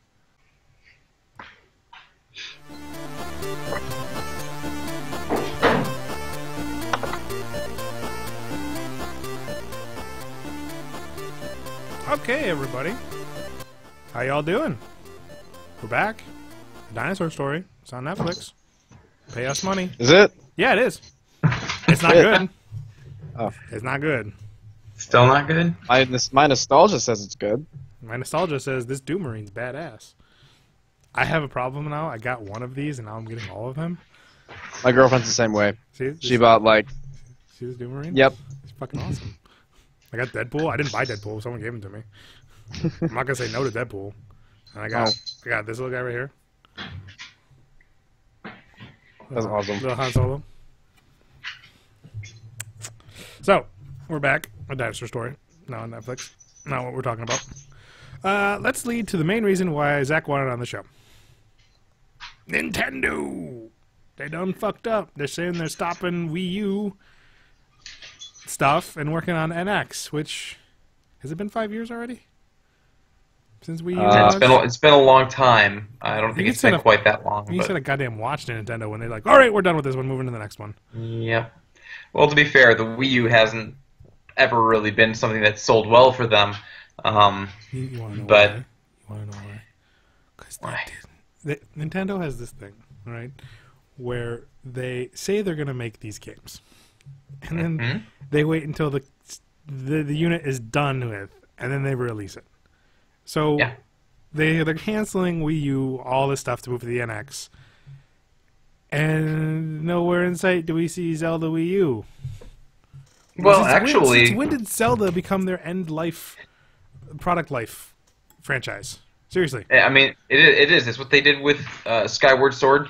And, the Wii was... and Twilight Princess. That's true. Twilight That's Princess true. was released on Wii and GameCube when it was really a GameCube game. Yeah. When did this happen? And that's what they're saying about the new NX. They're actually saying that Zelda is going to be a launch title for it. That's one what of the they're saying rumors. now, yeah. That's what they did with Wii. Yep. And they Have you finally read- said that they're in the... What's that? Have you read what this analyst said about it? What's that? Hang on. Said, I have no idea what that thing is going to be. I would say based on Nintendo's recent history, it's not going to be very good. I know they are pretty excited about it, but I would say it's a backward-looking technology that is just not an improvement over everything else that we've got an option to do, and it'll completely miss the point of games getting away from consoles. Meh. Wah, wah. I mean, here's my thing with Nintendo right now. And I had a really long conversation with Michael Knight about this not too long ago. They're just not doing everything that they could. And here's my thing. I've been reading a lot about the NX, and one of the biggest things that they're hoping to push with this system is third-party stuff. They want to make it a lot more powerful. They're saying it's going to be as powerful as a PS4. They want people to be able to build games Computer for is it. better than a PS4. Well, PC Master Race for life. God damn well, you. and that's, I mean, they could. There's a lot of options there. Problem being is they want third-party people to be able to build games for all of them, for the the Wii NX or the Nintendo NX, the PS4, the Xbox One, blah blah blah. Problem being, Nintendo has never thrived off of third-party games. No, they haven't. Nintendo has thrived off of their core lineup. They have survived off of their Smash Brothers lineup, Yeah, and they've been ignoring them. they have. When was Really the bad. What was the last Kirby game that was worth talking about? I heard Epic Yarn was pretty good, but I mean, I played Epic Yarn. It was. I will take if they would have made the Crystal Shards one. If that would have been this, I would have been a lot happier. you should ask me what my last Kirby game I played was. What was the last Kirby game you played? Oh, that was Kirby Dream Land 2 on the Game Boy. Nice. It's the first game I 100%ed. What? I got that Well, but secret, again- bitch. Again, they had a classic there. What was? Here's a good one. This was my favorite one. What was the last new thing they ever did with Mario? Mario Maker. I'm gonna say Mario Mario- Maker because that game is legit awesome. And It is. and It is. and it has caused this great revolution on at least Twitch of the fun shit people can do with Mario, and I think it's great. And they better be making a Mario Maker 2 or this Mario Maker for the NX to keep it going because I think it's fantastic. And they really should explore this with a Zelda Dungeon Maker.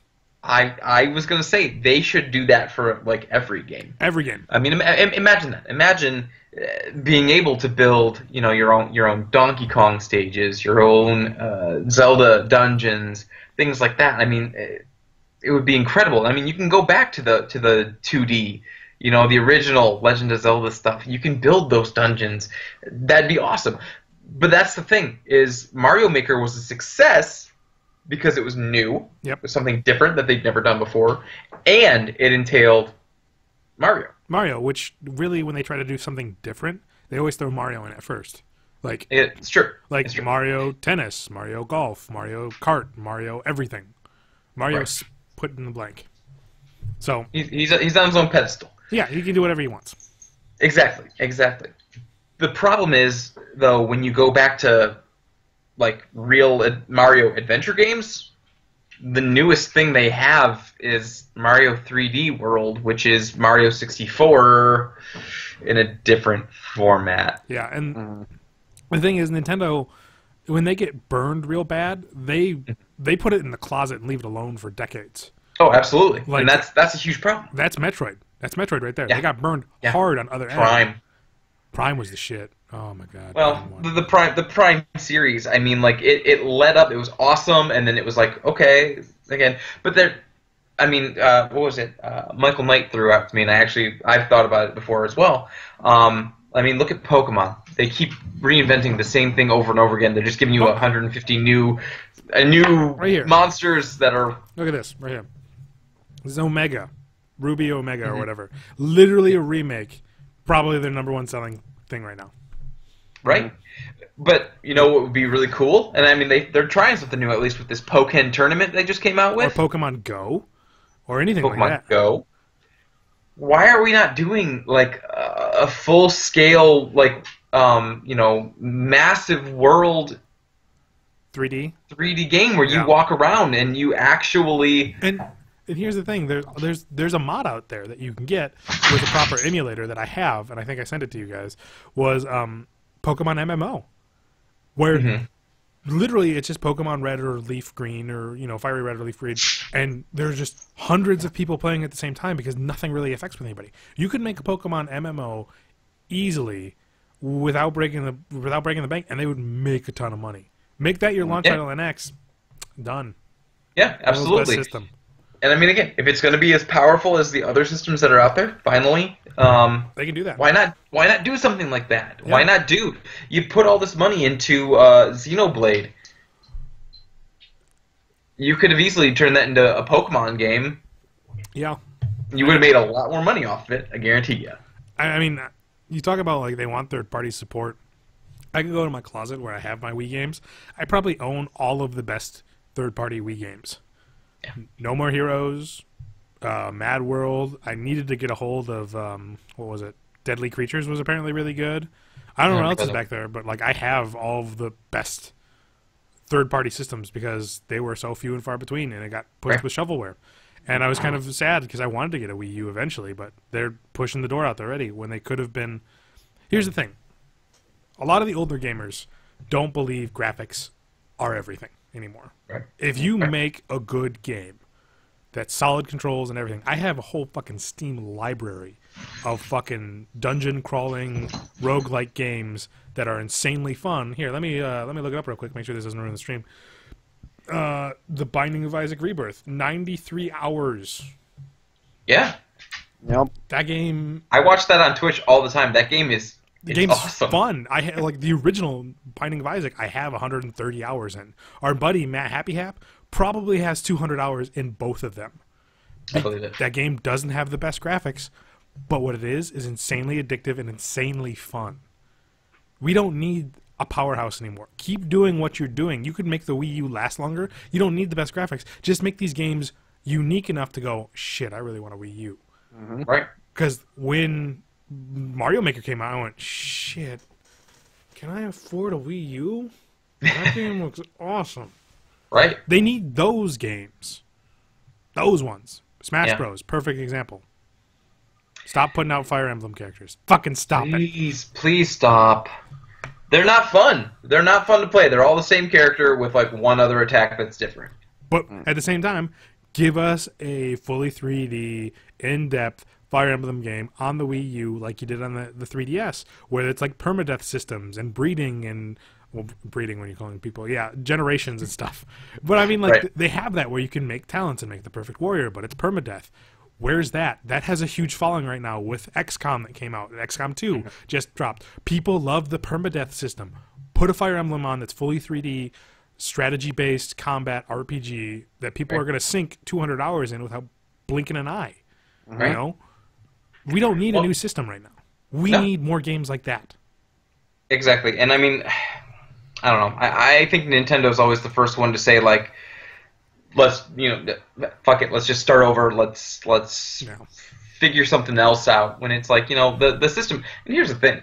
I mean, they finally got to the system where I can go on and buy old classic games and stuff like that with Which the shop. They do need to adjust their prices. Okay. They do. Oh my God, $7 for Mega Man Battle Network? No Yeah, thank you. no. What are they asking for Pokemon Red, Blue, and Yellow? Like $10 or something? Yeah, like it's like $10. Nah, dog. Right?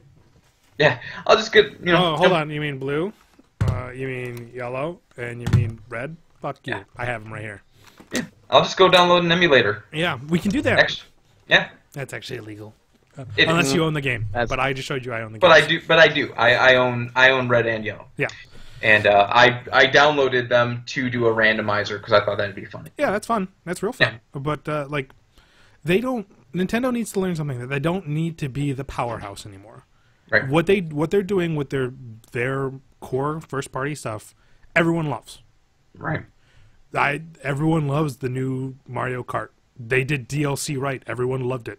In a world where DLC could almost be a dirty word with how people abuse them with season passes and bullshit like that. No, everyone was positive about Nintendo, including how they handled Super Smash Bros. DLC. New characters. Everyone loves new characters. I always say, when you want to make a fighting game, think of your roster and add 10 more. Because when you put a billion characters in there, nobody's going to hate it. Ever. It's true. Unless it's a shit I bought- Fire Emblem. I bought every single character they came out with, Yeah. And whether or not I thought they were a good character. it was there. And they did fun things with them. Yeah. They don't need to be... I'd do it again. They don't need to make a new one right off the bat. They need to make these games... What they need to do is they started doing it, but they need to be, I don't have a better word for it, the gateway drug to indie developers. where they say, we will look at your thing, and if your game is playable and it's complete, we will put it on our market to sell. And be the console version of Steam before the Steam box hits. And you know I'm what? surprised They're in the nobody's market. jumped on that. Like, they're waiting for Steam box to happen. When Nintendo should be doing this. Like, damn your ratings, because the reason why The Binding of Isaac Rebirth isn't on there is because there's religious tones in it. Fucking cancel it out. No, if it's a game that's playable, complete, and done, and well-rounded, not even well-rounded, as long as it's a fucking functional game, they should publish it. Make it so indie developers flock to it. Because right now the indie scene is huge. Oh, absolutely. And if they did that, they wouldn't have to make another fucking game in their life. People would be making games for them. Yeah. There's your third party. Eat dick. Yeah. Yeah. Well, that's, I don't know. Like I said at the beginning, Nintendo's just not doing what they could with the characters that have gotten them as far as they have. I mean, again, they're going backwards. They're going backwards. You need What's Donkey that? Kong. Yeah. Like, they should be pumping out Donkey Kongs as much as they pump out Mario games. True. They should be pumping out new Metroid games at least twice a generation. True. They should be brushing off Mother and Earthbound. Give us those back. Because there's a Please. market for that. If they brought out an Earthbound game for the Wii U right now, I mean, I don't have the funds to drop on it. I would literally sell my cat. I'd buy him back eventually, but I'd sell him today to You'd play pawn that. your cat for Earthbound. I would pawn. Yes, I would And pawn my cat. Here's the thing. If they would say, we're making an Earthbound game, here are the graphics, and it's literally just a modded version of the newest Pokemon game right now, where it's 3D kind of thing, I don't think anybody would have a problem with that. Not at all. They would eat Not at all. that shit up. That'd be great. That would be fucking fantastic. See, and here's my thing, and I've gotten into this more recently. If they made me a good RPG version of any of these characters, I go back to Mario RPG. Yep. If they Like did that, if they made a second Mario RPG game, well, here's the thing. You already have a cast of characters. Why don't you do Kirby RPG? Blow everybody away. You know, you could even do the same setup. Like halfway through, you recruit King Dedede. right? Nobody's gonna have a problem with that at all. No. If you make it functional, really well done, good. You know, do these things with your core characters that you can't. You know, make your Mario Kart your new Smash Bros. By putting all of the characters in there as unlockables or DLCs or something like that. They did that with Link. You know what? Doesn't do a goddamn thing. He's just Link in a cart. Right. I mean, there are a lot of options. I feel like that they're just not going and trying anything with, and again, I mean, with Donkey Kong, why aren't they making the next Donkey Kong 64? Yeah. Why have they never made another Donkey Kong 64? Why isn't there a Donkey Kong Maker? Because you know people would eat up every minecart level ever. Oh, absolutely. It'd be like That'd be nuts. That'd be the new Kaizo Mario times 20 because everyone hates the fucking minecars. You know? Yeah. Where's stuff like that? Where's, you know, we already said Homebound, but like Earthbound, that should be back. There should be a new Metroidvania game on my 3DS every fucking year on top of a fully released Prime-esque first-person shooter or even a third-person shooter Metroid game on the Wii U any chance it gets, because you can't really fuck it up other than giving a voice actor a terrible script. Yeah, Jonesy? Did I wake you up with my ramblings about Nintendo? I'm sorry. Jonesy's awake. He's pissed. He has spoken. Fuck you, Nintendo. He has spoken. Yeah. It's about where I'm at. And that sucks for me, being like, I'm a hardcore Nintendo fan. I am. You know, the truth is, if I had to pick a console, I always go to Nintendo, because if I can always go buy like a Mario game and know it's good. Yeah. Even though the story sucks in Other M, it's still a very good game.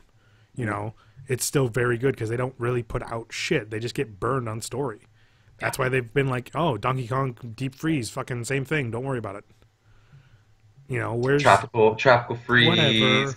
Tropical Jam shit. Any Pokemon game I can pick up and be like, oh, it's Pokemon. I know how to play it. Yep. Because LB just got onto playing a game. You motherfucker, LB. Guess he's busy. I guess he's busy putting a house together. Yeah. Taking a quick break. So, I mean, that's my ramblings about it. What else about the NX that we know about? Because you're the one who only read the article. Yeah, well, there's been a lot of rumors about it. I mean, they're talking about, this new controller. They recently said, like, oh, this thing that was leaked was fake. So the whole controller idea, they imagined it was going to be this kind of oval-shaped controller. The whole thing was a screen, buttons on top, blah, blah, blah, which, again, would have been the exact same thing they have right now, which is, again, Nintendo's problem.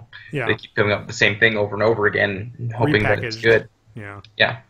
So, I mean, ultimately, my big problem is, and the conversation I wanted to get into was the fact that, they're jumping ship on something that they haven't even tried Well, at. I feel like the Wii U just got its sea legs in, with the whole Mario Maker. It's at least in the top 10 Twitch games every day. Yeah. And you finally have an online community and you're going to get rid of it? Right. Why? Do you not? They don't understand. They still don't understand. And they just announced a new Paper Mario game. They just announced, that they're finally in the dialogue stages of the new Zelda game, which generally means they're getting close to wrapping it. Yeah. But So there's just Nintendo needs to realize where they are. Like, let Sony and Microsoft try to be the big boys. Right. And if they would just take this unique route with indie games and just pushing the boundary and making a console game worth having instead of just being a PC light, I think they would dominate the market again. Because they're doing that with the handheld. The 3DS, I remember when the DS came out, I thought this was the fucking dumbest idea ever. I'm eating crow for that every day. I own a DS and a 3DS because it was great. Yeah. And just where... Nintendo, just stop fucking around, okay? Just stop it. Listen to the American white boy, okay? I don't know. And bring me more Mega Man games. More Mega Man games. That's all I want. All of That's them. all I want. All of them. Just Hey, something. Here's another idea. Why don't you do what you did to Resident Evil 4 and make Resident Evil 7 good again? Yeah, I went there. Bring it back around. Because do you remember the what was it? The Capcom 4 was it? Capcom had a deal with Nintendo for I think 4 or 5 games. I think it was 5 games. The Capcom 5. One didn't come out in America. One never got released. But there was Beautiful Joe, which where the fuck is another one of those games? That was the best action platformer beat 'em up game I've ever played. Again, unique, awesome, and Killer 7, which was a story-driven, batshit insane game, which I loved to death. It was bizarre. It was like playing one of those acid trip anime games, except you didn't know what the fuck was going on and the simplistic easiness, and you're like, I don't know what's going on, and that's intriguing. And then the other one was Resident Evil 4, and I thought it was the best thing ever, and it is. I own that game 3 fucking times. I do. I've 100%ed it about 4 times, though. That game... I've never been huge into Resident Evil, to be completely honest. Oh, man. I played Resident Evil 4, that's about it. Resident Evil 4 was the best. So they need to do stuff like that where they're like, why don't we take your old game and make it better? Because let's no, they just came out with one of those. I don't know. I'm looking for inspiration for what game they should just random series they should pick up and be like, we're gonna make a new one. Don't worry about it. Or just out of Battletoads. If Battletoads 3 comes out, or what is it, 3 or 4 or something like that, and you're just It'd probably be they'd be 3. And you're just Battletoads 3, and it's still a 2D side-scrolling brawler, but cel shaded and really cool graphics. You'd just be like, I'd be all about it. I think I need to get that. I'd be all about it. If they were like, oh, by the way, we're doing another Turtle arcade game, you're like, fuck yes, please. That's the thing they should do. They should try to buy up all the rights to the old arcade games and put those on their shop. I would buy a console just to get those, because emulating those is a nightmare. It is. It's hard. I'd do that for The Simpsons, for any of the Turtle games, really. Turtles, Simpsons, are X-Men, and Alien vs. Predator. Those are the ones that I would get, because I think I have the X-Men and I have the Simpsons on my Xbox. Right. And I have the Turtles through the shitty Turtle games that came out on GameCube. They had them engraved on there, and I bought them just for that.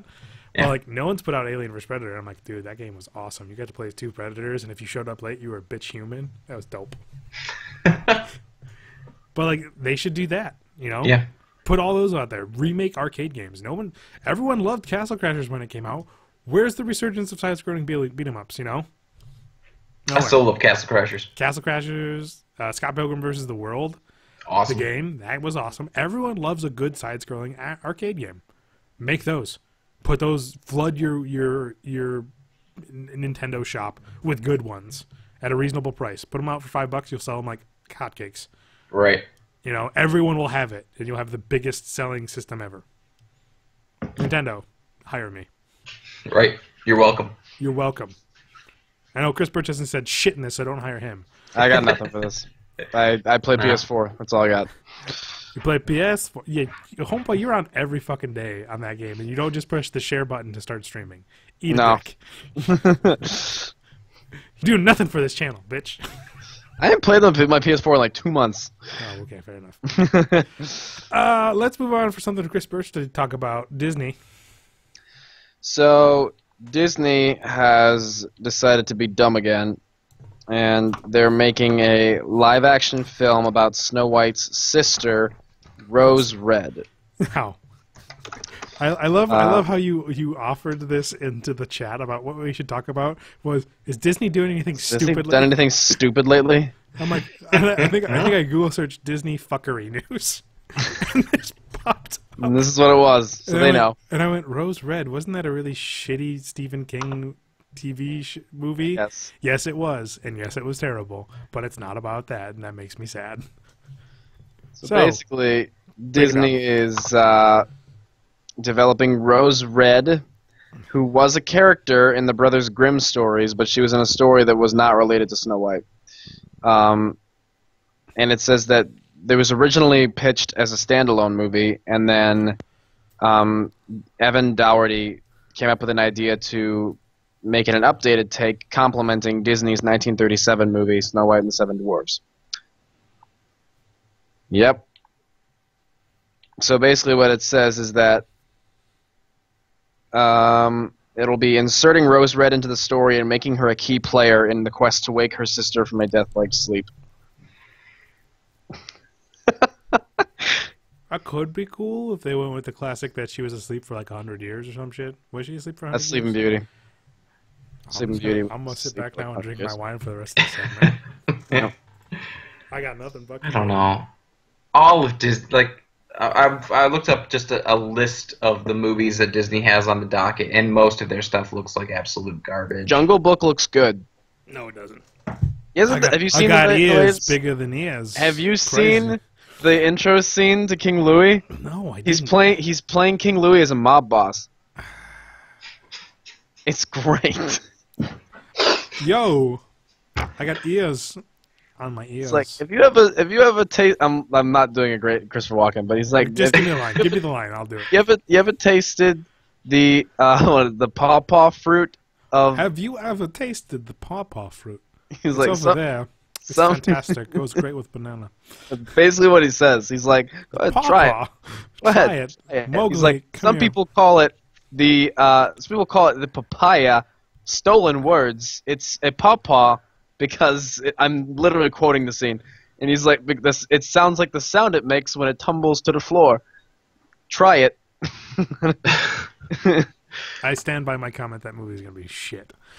I can't imagine a world in which it's going to be Again, good. When you fuck up a casting for Baloo being Bill Murray instead of Bill Murray hasn't John given Goodman, a shit about anything. why is it not John Goodman playing Baloo, who is literally the human version of Baloo? Literally. I think that's actually a good call. But man, Idris Elba's in it, and Idris Elba can act anything. He's gonna act the shit out of that tiger. That's all I got. Yep. Like, They're remaking a bunch of stuff, and it's really kind of upsetting. well, it's again, I don't know what they're doing because they feel like they're just going for what's hot right now, especially when I look at the Beauty and the Beast cast, where it's like, oh, this guy was in a movie, let's throw him in there. What's a radical female that everybody loves? Emma Watson, can she act? I don't know. No, put her in anyways. Right. She can't act. She plays the same fucking part over and over again. I don't care if she's positive. Just eat a dick, go die. I mean, yeah, the last, like, It's everything over again. Like they're doing another Incredibles movie. They have Toy Story 4 listed. I mean, you're right. Cars 3, Dory Finding Dory, remaking Pete's Dragon. Like, Okay, have you guys seen the trailer for Pete's Dragon?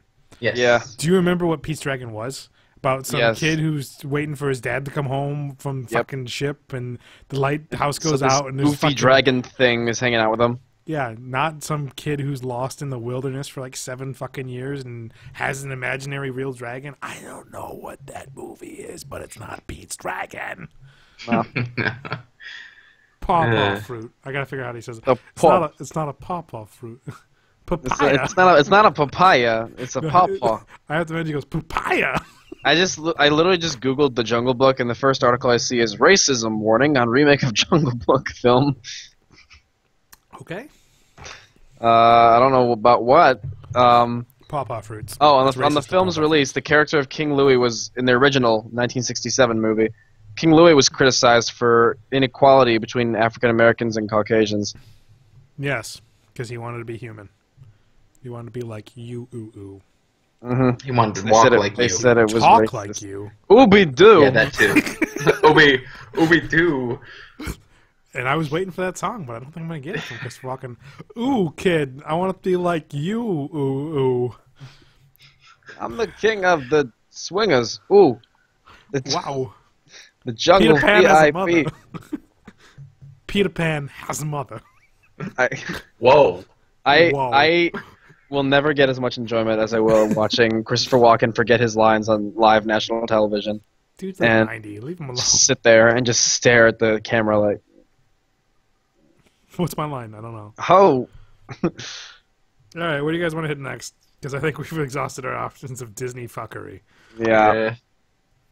Bill, you wanted to go on a bit of a rant about Meghan Trainor? This bitch. Remember when Meghan Trainor came out like a year or two ago with that song that you could not hear anywhere? All about that bass. Ah. Overly positive message. You know, don't need to be a super skinny chick. It's fine. Nobody cares. Except for like one line in it where she tells the skinny bitches to watch their back or something like that. I don't remember. And then she comes out with like Your Lips Are Lying or whatever that fucking song is. She has like this really Your poppy- lips are moving. Yeah, she has this really bubblegum pop feel to it. And then she has Dear Future Husband, where it's literally a wish list of what her boyfriend should look like, even though she doesn't give a shit about her body. You know? Her new hit like came out like a week ago or 2 weeks. I don't know what. It's called No, and it is literal ear cancer. I think I'm dying every time I hear it. Because it starts off with that bubblegum, like, soulful start. And then it gets into what we've described as a TLC ripoff or Yeah. Destiny's No Child. Scrubs or something like that. Like, it's really bad. Like, it's totally not her style. Like, someone else wrote it. And then I just watched the music video now, and there's all these, like, skinny dance chicks with her. And I'm like, the fuck is your message anymore, lady? What are you doing? Other than destroying my life at work. Yeah. Because I don't care much about her. I don't know. I guess I don't ever like listen to her. I have to listen to her because radio sucks. Yeah. I'm sorry, my friends who work in radio. It sucks. Fix it. Okay? Do something about Do it. it because it's terrible. I don't want to hear. That's the other thing. Fucking Guns N' Roses. Go die in a fire, Axl Rose. Your voice is as appealing as a cat screeching on a chalkboard with its claws while having sex with another cat. Oh my god, do I fucking hate your voice. It's quite an image. Hate it. Hate it. Don't want to hear any more Guns N' Roses. Get them off the fucking radio. All of it. All of it gone. Meghan Trainor, gone. Because I don't know what she means anymore. I don't. Bubblegummy, now into fucking 90s rap? No, get out of here, white chick. Go. Shoot. Bye. I think I described it when I heard it. Was like, this is like a white bread Nicki Minaj. Jesus Christ, get it off the radio. Kill it with fire. Okay? White bread Nicki Minaj. I'll take it. That's also a really interesting image. White bread Nicki Minaj. Excuse me, Jonesy? What are you doing? I'm trying to get this cord. Because if you eat this cord, I will sell you. into a cat A fighting lot of threats of selling cats. I will tonight. sell you into Pawn a him. cat fighting ring. Pawn him. Pawning. No, I will sell him, and he will be a Pokemon. All right, I'll throw him into battle, and he will kill something. Are you fucking serious right now? I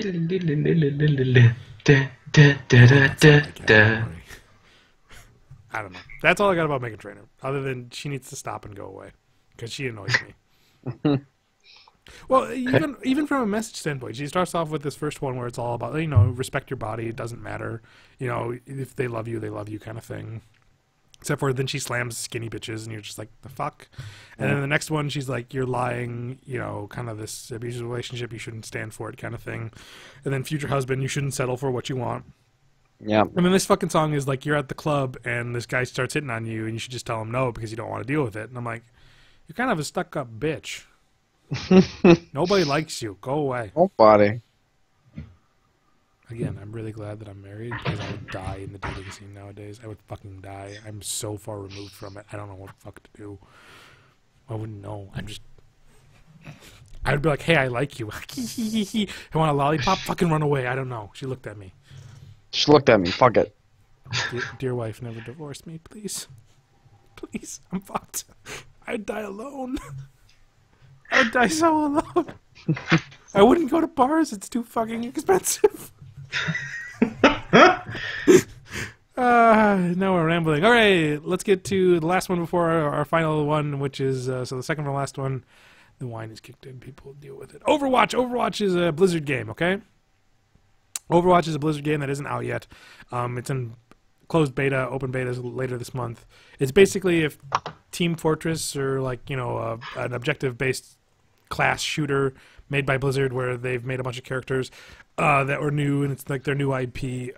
There was a controversy a while ago about people talking about how one of them, the main character, like the one that's the big selling point, her name's Tracer. This is stereotypical Cockney character who can zip around the battlefield and is very fun and plucky.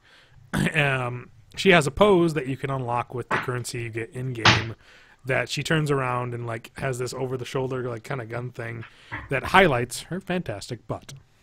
And everyone's like, this is degrading. This is not her character. And a couple people were. So they're like, oh, we understand. We're removing it. Now there's backlash about them removing it. Damned if you do, damned if you don't. Of course. So, I don't know. Do you guys have anything about it? Have we gone too far as a thing? Because it shows off her butt, but I don't think it was her bending over, kind of thing. Or it was whatever. It reminds me of that that flip-flop of the Avengers poster. Oh, yeah. If all of the male characters had been posed the way that Black Widow was posed. Which I don't even think was that bad. I think she was just, looking over her shoulder.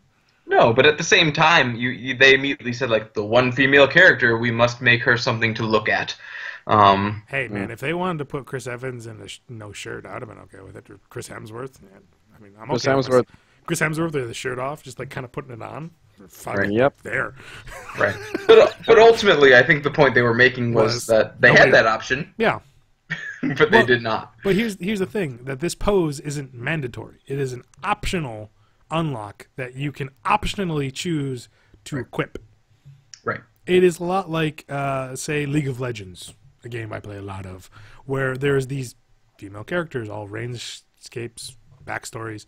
Some of them have sexy costumes. Some of them don't.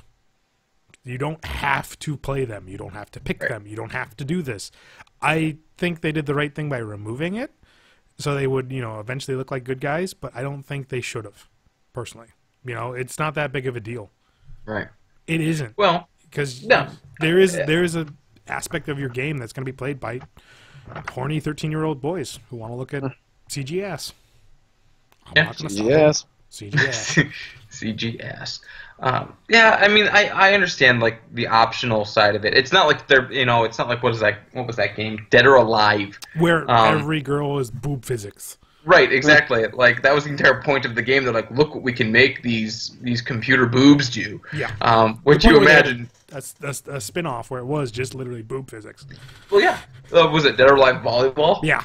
Extreme volleyball. Yeah, right. Unlock more revealing outfits for them. If they had come out with that game and then said, we are removing it because this is obviously offensive, I would have understood that. Yeah, but it's not. But yeah, something that's optional, but it's parents out there. If my kid has the option, they're going to choose the option. Grand Theft Auto's secret sex scene. If it's out there, they're going to do it. They're going to find it. Yeah, people are going to find it. And here's the thing: if you have a kid who's playing this game where it's involved around shooting people to death, you should sit down and have a talk with them about how this isn't real. And if they're old enough to play a game like that, they should already have the birds and bees talk already. Double rap, you don't know where it's been. Right. Yeah. I mean, devil's advocate on it. I mean, there are always people who would rather not throw in the idea of just, sexualizing the female character just right. because. But, I mean, at the same time, it should go the other way, too. There should be the hunky male guy takes off his shirt and throws it at you. And That's goes, what I love hey, about girl. Black Desert's Yeah. coverage of it. The first thing is a dude with 2 axes, same pose. Same pose. Just, you know what? If you're going to do it, make sure it's two-way street, all right? And, just do a two-way street. Nobody cares. Nobody will care because your girl gamers will probably love it. Who wouldn't want a hunky guy taking a shirt off and throwing it at you and go, hey, girl, you do the laundry for me? Check it out. So our last one, I'm going to rely strictly on you guys, is the Internet April Fool's jokes from 2 days ago.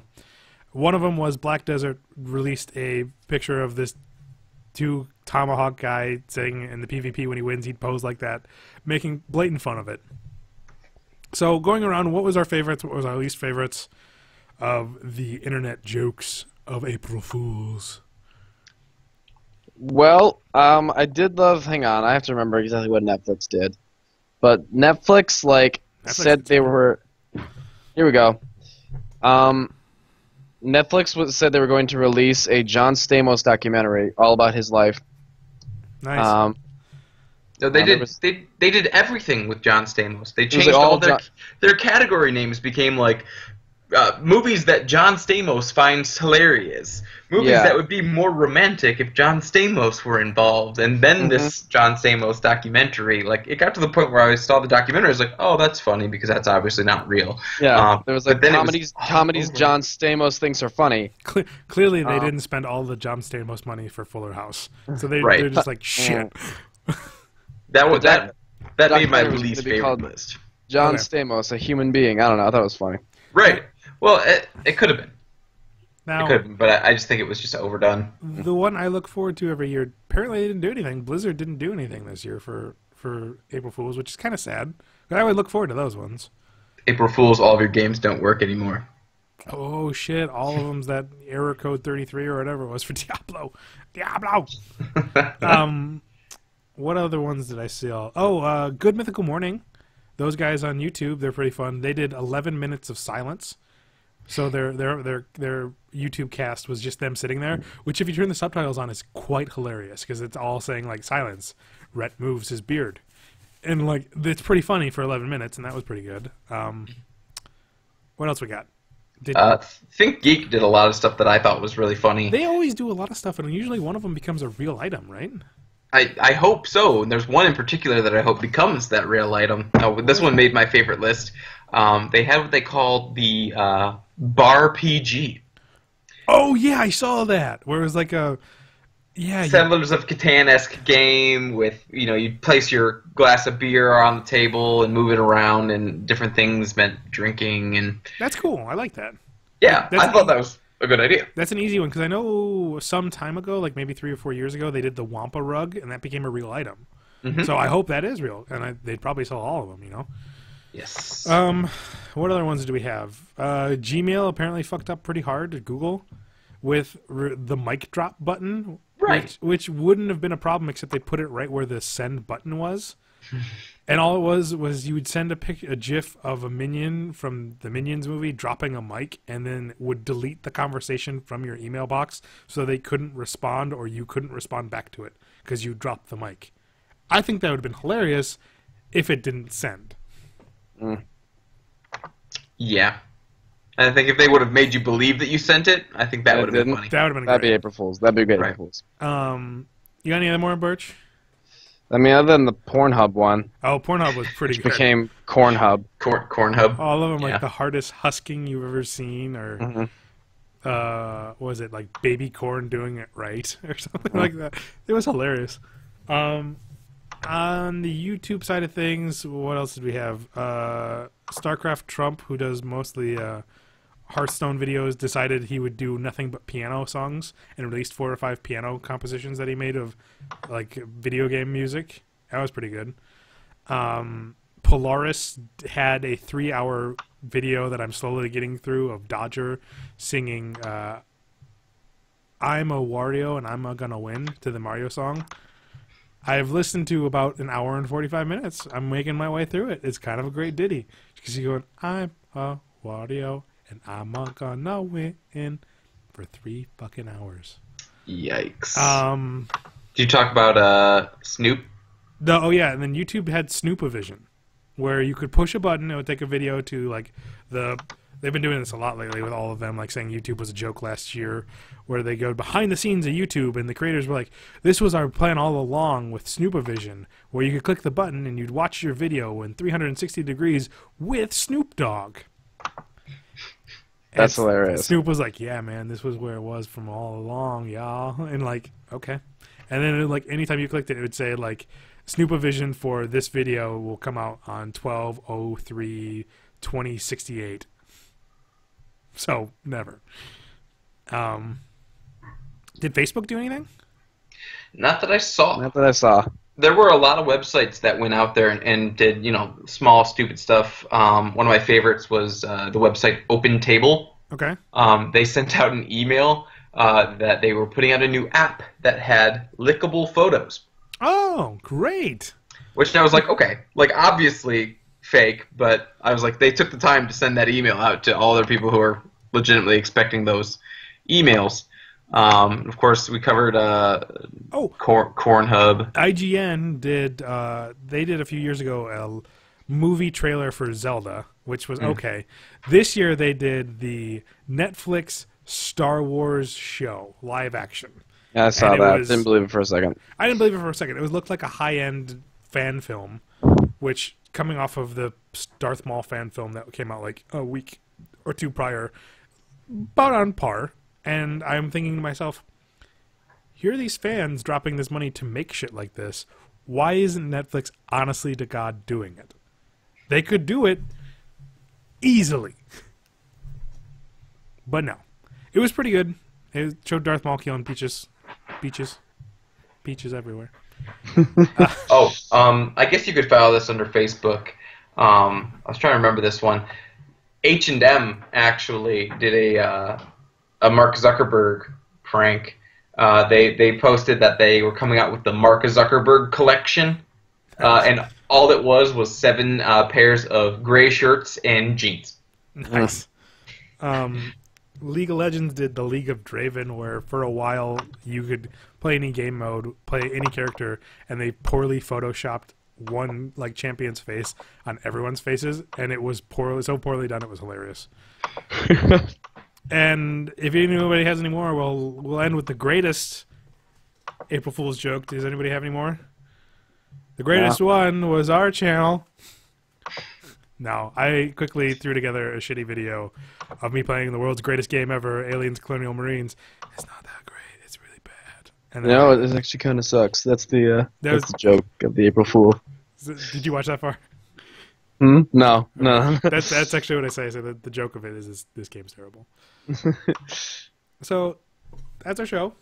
I haven't got anything else. You guys got anything else? No. All right. Well, thank you, Mr. Zach, for showing up today. Glad to have you again. I can't believe we haven't had you yet. I thought we had. I'm sorry. No, it's all good. I've been busy as hell, so this was nice. Well, we do it once a month, and if you want anything else, just let us know. Because I'm always free. All kinds of shit. We do all kinds of shit on the channel. We do reviews. We may start doing news again. Maybe not, because life's crazy. We do fun shit. Well, let me know if there's any fun shit that I can get in on. Oh, all the fun shit. Thank you guys so much for stopping by. Woo. We will see you around. Say bye, everybody. Bye, everybody. Bye, everybody. I hate us.